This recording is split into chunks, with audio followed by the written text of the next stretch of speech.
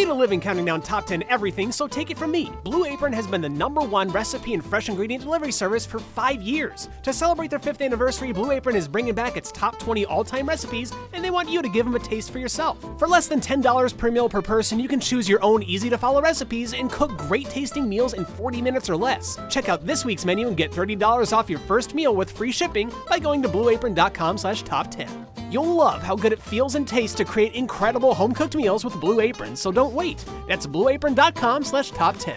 Blue Apron, a better way to cook.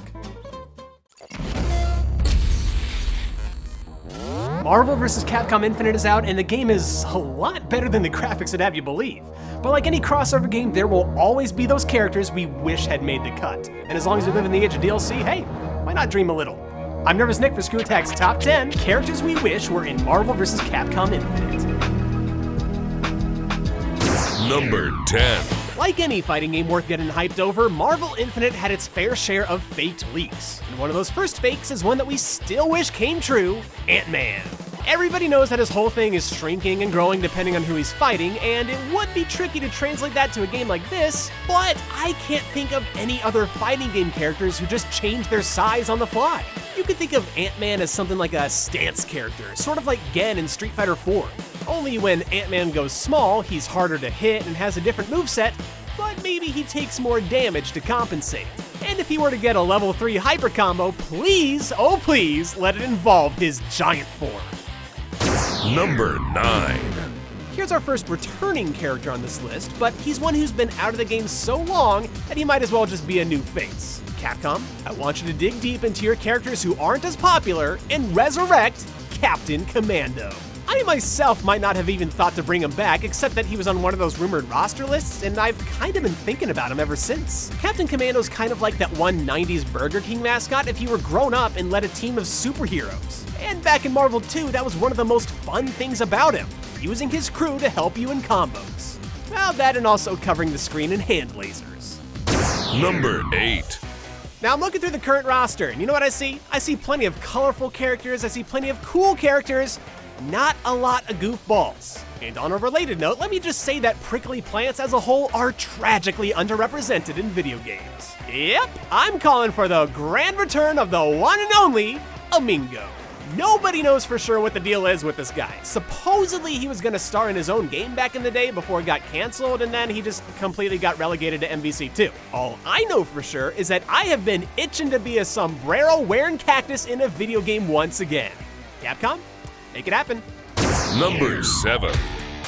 So clearly Marvel wanted most of their roster to represent the current cinematic universe lineup, but we've got to wonder, where are the Netflix characters? More importantly, who do you add? We've already got plenty of powerhouses and weapons specialists, and as intriguing as a drunk would be in a fighting game, we're most interested in the man without fear, Daredevil.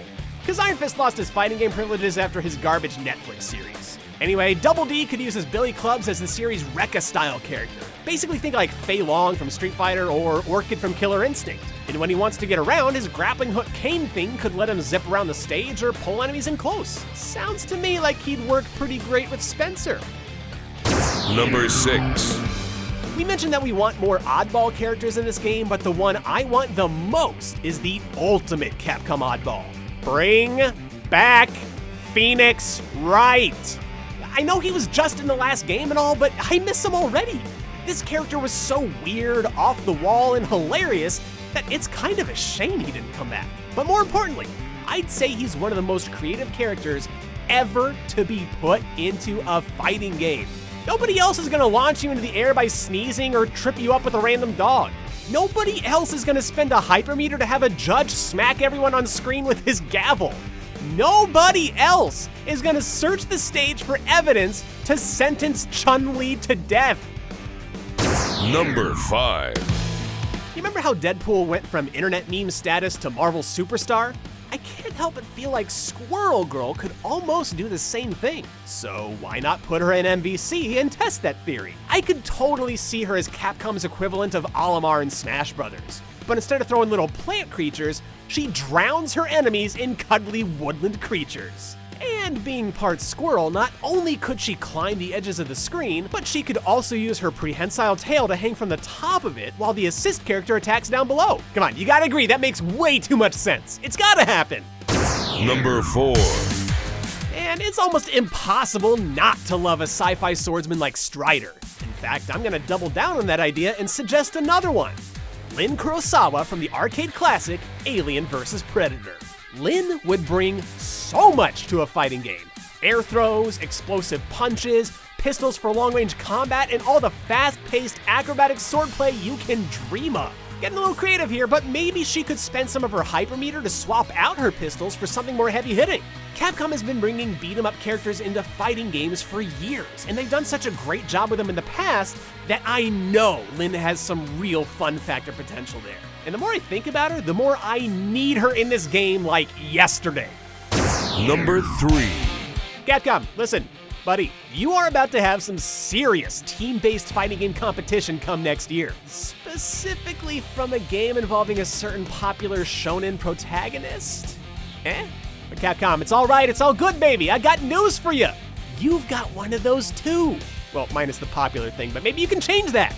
Now, I know you don't remember your own series called Power Stone anymore, but I think the world could use some more WANG-TANG in their lives. WANG-TANG, whatever. On the surface, WANG-TANG would probably play like a fast-paced Ryu, but with weapons he can switch to, random crates he can throw like Hagar, and even a Super Saiyan-style transformation.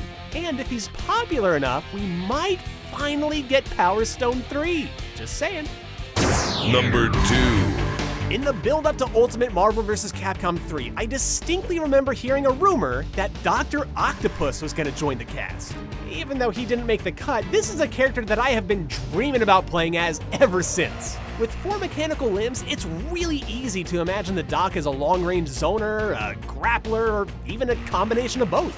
But maybe most interesting of all is how he would get around the stage. I could totally see this guy climbing the edges of the screen like Strider, or if we're getting really crazy, scaling the arena like Vega in Street Fighter 2. Bottom line, you put Doc Ock in this game, and he is practically guaranteed to be something original that I desperately want to play as. It's number 1. Marvel Infinite may be a fine game and all, but there is one omission from the roster that left us and everybody with an enormous hole in our hearts. MvCI will always feel incomplete without our number 1. X-Men. All of them.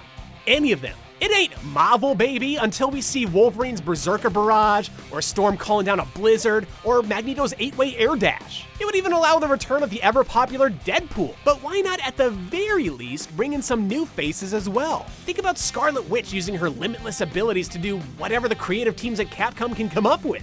Or what about a shapeshifter like Mystique? She could imitate the powers of a dozen or more mutants all in one character. Or for someone really off the wall, think about how Professor X might play. Despite what some of the developers have said, people very much still know and love the X-Men, and their absence is a crying shame. But hey, if Venom can still make it into Marvel Infinite, there just might be hope for our mutants yet. For our secret number 11, we want the king of cameos himself to make the ultimate cameo. Put Stan Lee in Marvel Infinite. What would he do? How would he even fight? I have no idea, and I don't care. All I know is it'd be hilarious to see him beating up Thanos and Dante. Oh yeah, and give us Yoshinori Ono while you're at it.